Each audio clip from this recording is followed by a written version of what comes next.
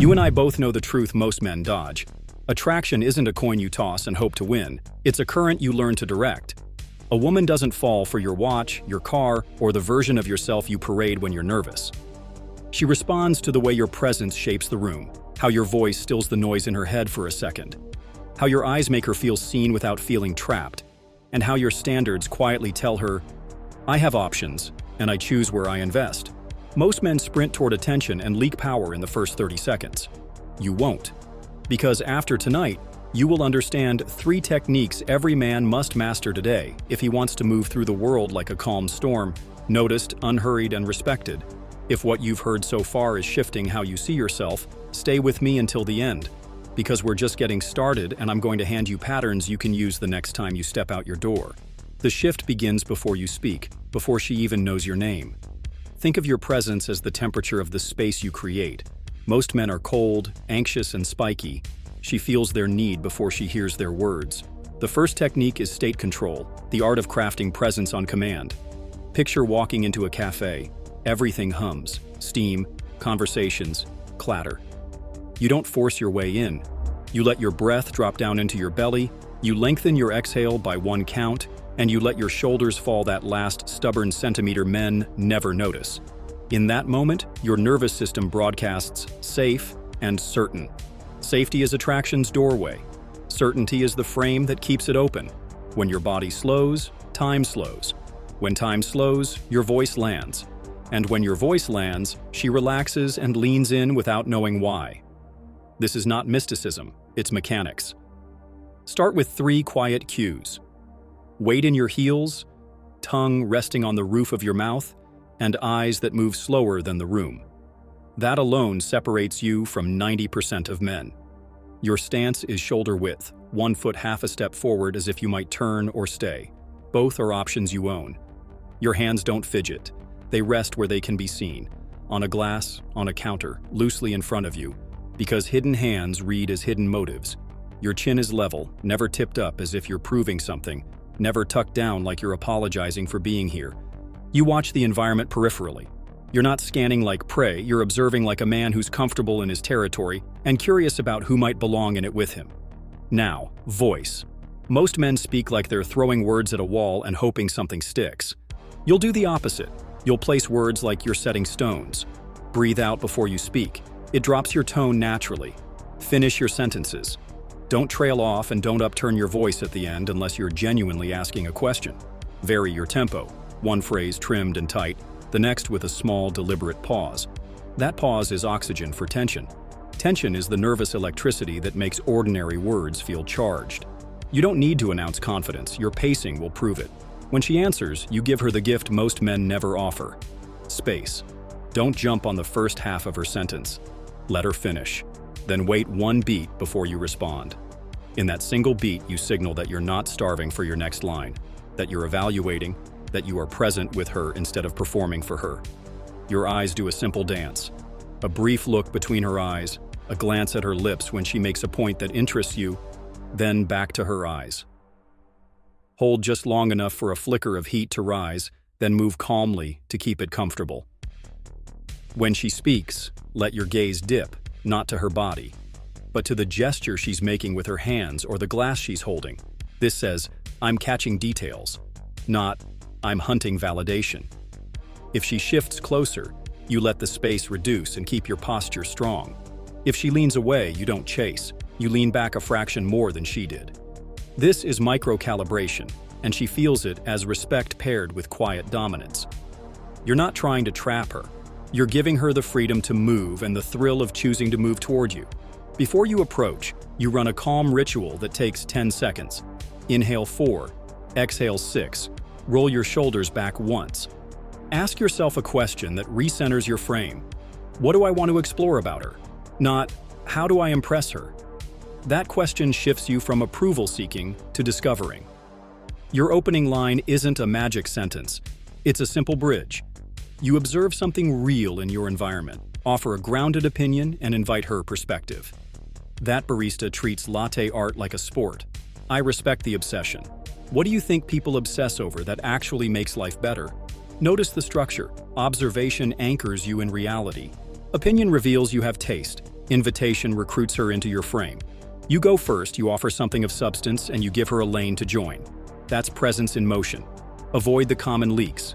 You don't machine gun questions.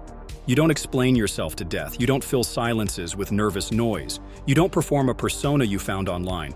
And you never ask for permission to exist in the moment you're already in. When you do ask questions, you climb. Surface, story, standard. Surface. What brought you here? Story. What's a decision you made this year that changed your direction a little? Standard. What's something you say no to even when it would be easy to say yes? That latter, done with relaxed curiosity, moves the conversation from logistics to identity. Now you're not just talking, you're assessing fit in your world. The second technique is frame and intrigue, the ability to steer meaning without being heavy-handed. Attraction happens inside an interpretation, and someone provides it. If you don't, she will, and it will usually be the default narrative most men live in. She's the prize, you audition.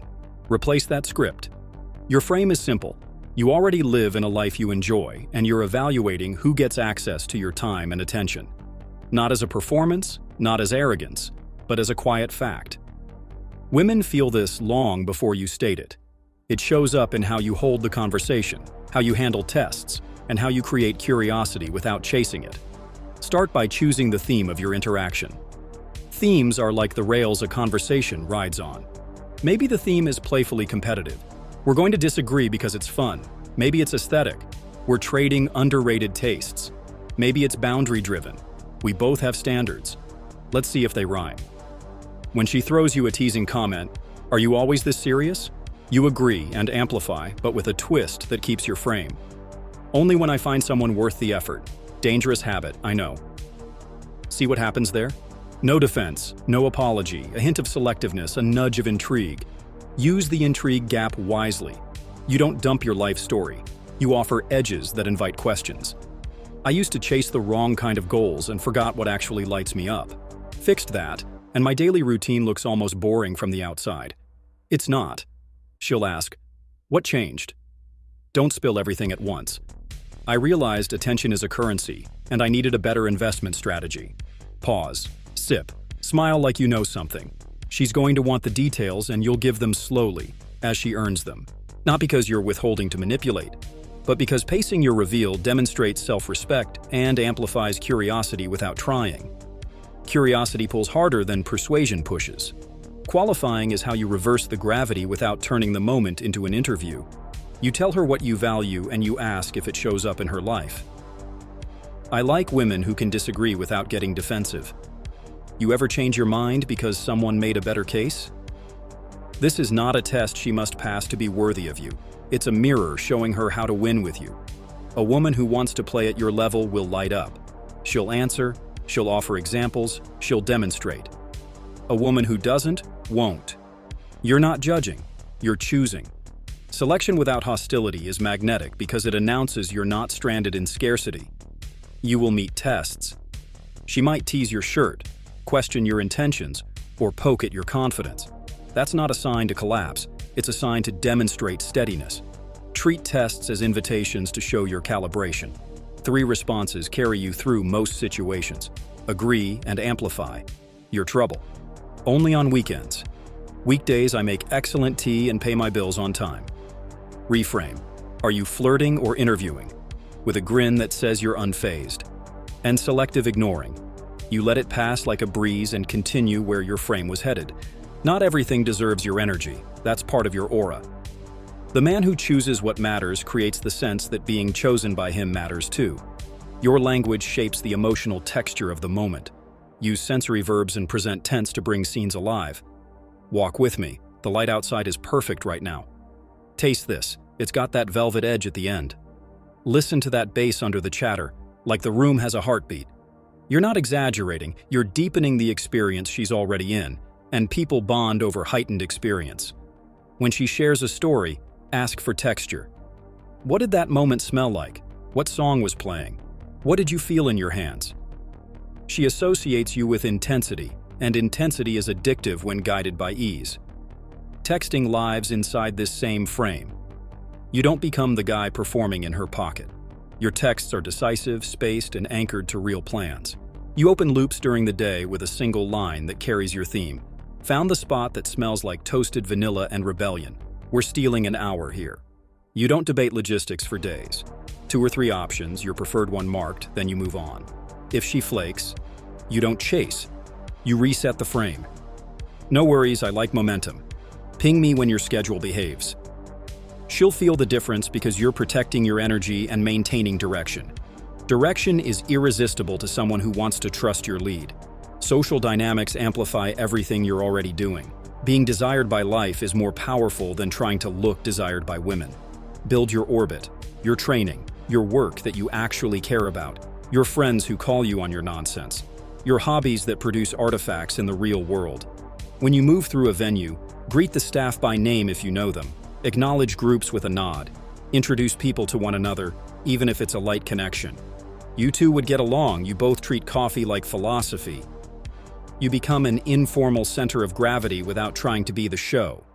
That quiet status floats off you and lands on her skin when she stands beside you. She feels like she's stepping into a current that already has direction.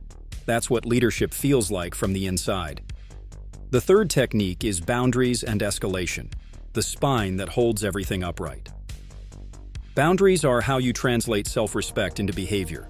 Escalation is how you translate chemistry into motion. One without the other is chaos. Boundaries without escalation keep you in a polite museum.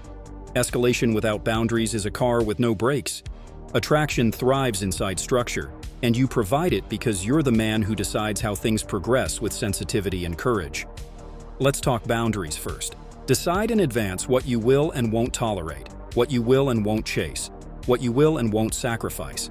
You don't accept disrespect even if the person is beautiful. You don't explain your worth to someone determined not to see it. You don't rearrange your entire life to earn an inch of attention. Your time has rules and your heart has guards, not walls. You communicate boundaries simply, not dramatically. I'm not into last-minute plans unless it's spontaneous and fun, not chaotic and inconsiderate. I like honest conversation. Sarcasm is fun, but I'm not doing hidden hostility. You don't lay these out in a monologue. You reveal them naturally as situations arise. And you enforce them without anger because anger signals you're surprised your standards matter. You're not surprised. You're consistent. Escalation rides on calibration. Think of it as a sequence of green lights you observe, not a set of moves you force. Early on, you test for responsiveness. You touch her shoulder lightly to guide her through a crowd. You watch if she leans in or leans out. If she leans in, you maintain proximity for a few beats longer. If she leans out, you create space immediately. You notice if she initiates touch, a playful push at a joke, a hand on your forearm while she laughs. You open the door and watch if she walks in while staying close or if she bolts ahead like she's escaping. You sit beside her, not across, so the angle between you is like an open book, not a chess match. When there's mutual comfort, you hold her gaze one heartbeat longer. You say, "I like this," simple and honest. Then you let the silence breathe. If she mirrors with a softer tone, a closer posture, you might take her hand and say, "Come on," moving to a quieter corner. You don't pounce, you invite. When it's time to kiss, you let your eyes drop to her lips and back up. You move in slowly enough for her to meet you halfway. Consent is not a mood. Consent is an active yes you can feel and hear. If it's not there, you slow down or stop. The man who can stop is the man she trusts to go further later. Logistics are leadership in action. Choose environments that carry your frame. A noisy bar where you have to shout breeds superficiality. A place with music low enough to talk in layers builds intimacy. 2 venues beat 1. Start somewhere playful, move somewhere softer. Movement itself creates momentum and gives you a natural reason to touch lightly while guiding. You pay attention to small comforts, temperature, seating, the view that sets a mood. You never hold her hostage with your plan. You invite and adjust. There's a spot 2 blocks away that's practically a secret. It fits how this is going. If she has constraints, you integrate them gracefully or end decisively. Let's do this properly when you're free. I like the way this develops when we're not racing the clock. You're not begging for compliance. You're curating an experience. When she resists, you listen. Resistance isn't a puzzle to crack. It's information. Maybe she likes you but needs slower pacing. Maybe she's testing whether your interest survives a boundary. Maybe she's not in a place to connect tonight. All three deserve respect. You don't sulk, you don't push, you don't gossip about her afterward to reclaim ego. You step back with your dignity intact and your options open. All good. I move with yes, take care. That sentence protects your identity like armor.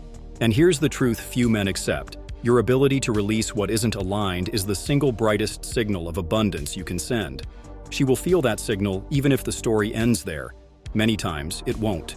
Rejection, when it comes, is just a closed door in a hallway with many others. You don't write a novel explaining why she's wrong.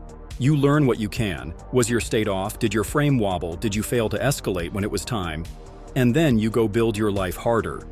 The man who can metabolize no without poisoning himself becomes indestructible. And indestructible is sexy in a quiet, comforting way.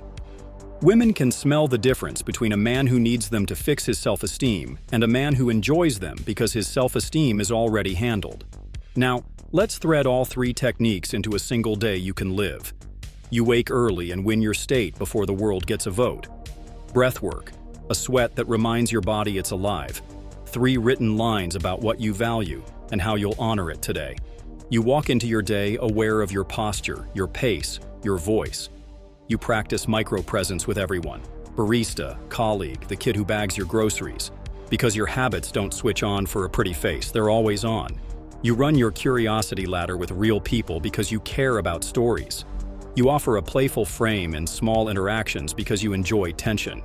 When you see a woman who catches your attention, you don't recite. You approach because that's what men who lead do. You observe, you offer, you invite. If it flows, you escalate with sensitivity. If it doesn't, you exit cleanly. At night, you reflect. 2 things you did well, 1 thing you'll adjust. That's how mastery compounds. You're going to be tempted to collect tactics like trinkets. Resist that. The 3 techniques are not tricks. They are expressions of identity. Present says, I govern myself. Frame says, I choose the meaning. Boundaries and escalation say, I move with clarity. When you embody those, you stop arguing with the world and start shaping it. The woman in front of you doesn't need you to juggle. She needs to feel that your steadiness makes her more feminine, more safe, more playful, more herself. That's the hidden gift of masculine seduction done right. You liberate her by being immovably you. Practicality sharpens everything. Here are patterns you can deploy tonight without sounding like you swallowed a script. When she arrives late and looks for a reaction, you stay smooth. I'm glad you made it. Let's make the next hour count. When she throws sarcasm to see if you bite, you grin. You're spicy, keep it fun, not sharp. When she asks what you're looking for, you don't market yourself. You state standards. Chemistry, honesty, a playful mind, and plans that turn into memories. Drama-free. You? When she asks what you do, you answer. Then pivot to identity. That pays the bills. What keeps you curious? Notice the constant thread. You reveal, you invite, you lead the level of conversation you want to live in. Here's how you turn a conversation magnetic without oversharing. Use contrasts. I love quiet mornings and chaotic cities. I'm disciplined about my body and reckless about trying new flavors. I work with numbers but live for language. Contrasts create mental movement. Movement prevents boredom. Pair contrasts with specifics. There's a tiny place on 7th that makes espresso like a short sermon. When the rain hits hot pavement, I swear the air tastes like nostalgia. Specifics are proof of life. Anyone can say, I like coffee. You paint it. She will associate you with color and texture because you brought them into her presence. Touch needs to feel like punctuation, not a paragraph. A light touch on her elbow when you guide her through a door, then gone. A brief hand-to-hand contact when you hand her a glass, then released. A half hug, hello, or goodbye if it matches the vibe. You're not collecting permission slips, you're listening with your hands for reciprocity. If she touches back, if she lingers, if she steps closer unprompted, those are green lights to slightly deepen. If she goes still or pulls back, you don't take it personally. You take it as truth and you adjust like a man who respects truth. Nothing builds trust faster than being near a man who notices and honors what is actually happening. On dates, you lead decisions while staying open to her preferences. I booked us a table for 8, but there's a gallery 2 streets over that's open late. If we're having fun, we can wander. This way you establish momentum with options that fit your theme. Order decisively with room for her input. Let's start with the charred peppers and the burrata. If you're craving something else, add it. I'm curious about your taste. Pay attention to rhythm. You don't hog the air, you create a cadence. She shares, you probe, you share, you tease, you both laugh, you both lean in. You avoid interrogations and lectures. You offer stories trimmed to the best parts, leave edges for her to tug, and let the moment breathe instead of filling every gap. Silence that's comfortable is a deeper intimacy than chatter. When it's time to end the night, end it on your terms. Don't stretch it until it frays. I'm cutting it here. This was good. Text me tomorrow when you miss my terrible opinions. That line carries play, confidence, and a subtle instruction. If she texts, you respond when it aligns with your life, not as a Pavlovian ping. If she doesn't, you don't collapse into spirals. You continue your mission. Men who cannot keep moving turn women into oxygen masks. Don't be that man. Be the man who breathes on his own and invites her to breathe deeper when she's with him. If you're feeling called out by any of this, good. That means there's something alive in you that wants to grow teeth. Seduction, as you will practice it, isn't about becoming a different person. It's about cutting away the layers that make you smaller than you are. It's about recalibrating your nervous system so your presence is clean, rewriting your inner narrative so your frame is strong, and reinforcing your standards so your boundaries are unshakable. You're not begging for doors to open. You're walking down the hallway, choosing which ones you knock on. This is what women feel when they say a man is different. They're sensing that he moves under his own power. Take this into your week with a commitment.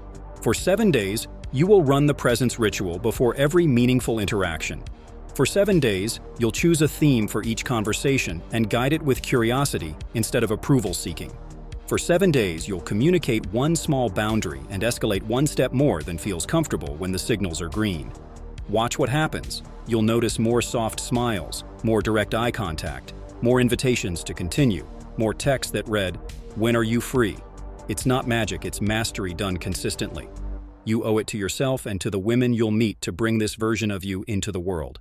The steady man who listens before he speaks, who leads without strangling, who holds standards without turning rigid, who can stop when it's right and go when it's time. That man is rare. She's waiting for rare. If this hit something inside you, drop your thoughts below. I read every single one because the brotherhood we build here matters. If you know a friend who keeps tripping over the same invisible lines, send this to him today. Don't keep it to yourself. And if you want more of this, more tools, more frames, more ways to turn presence into momentum, stick with me. You've already felt the difference between noise and signal. Keep choosing signal. The woman you haven't met yet will thank you for the work you did tonight, and the man you become will make sure you never hand your power away again.